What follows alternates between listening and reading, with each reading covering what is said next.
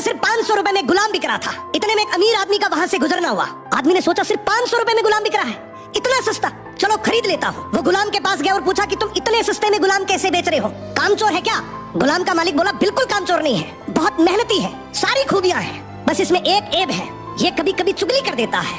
आदमी ने मन ही मन सोचा कि घर में मैं और मेरी बीवी तो है, अगर ये चुगली करेगा भी तो किससे करेगा, खरीद लेता हूँ। खरीद कर गुलाम को घर ले आया। कुछ दिनों तक तो गुलाम ने बहुत अच्छे से काम किया, लेकिन फिर एक दिन उसे चुगली का कीड़ा काटा। वो सबसे पहले उस आदमी की बीवी के पास गया और बोला, मेम साहब आपको पता है साहब का बाहर किसी औरत के साथ चक्कर चल रहा है। ये सुनते ही औरत सकते में आ गई और जोर जोर से रोने लगी। गुलाम बोला, अरे मेम साहब आप रो मत, हिम्मत रखो, मेरे पास इस चीज का पक्का इलाज है। मैं एक बाबा को जानता हूँ जो आपकी इस मुसीबत को जड़ से खत्म कर देगा। आप बस एक छोटा सा काम करना, रात को जब साहब सो जाए तो उनकी दाढ़ी से कुछ बाल काट कर मुझे दे देना। औरत तैयार हो गई। फिर वो गुलाम वहाँ से उठा और आदमी के पास गया। उसने बोला, साहब क्या आप जानते हैं मेम साहब का बाहर किसी आदमी के साथ चक्कर चल रहा है। ये सुनते ही आदमी आग बबूला हो गया। गुस्से में आकर उसका गिरेबान पकड़ लिया और बोला, तू मेरी बीवी पर इल्जाम लगा रहा है। गुलाम बोला, आपको मेरी बात पर यकीन ना हो तो रात को आप सिर्फ सोने का नाटक करना, आज रात वो आपको मारने वाली है। आदमी तैयार तो हो गया, लेकिन वो बोला, अगर तेरी बात झूठ निकली तो मैं तुझे जान से मार दूंगा।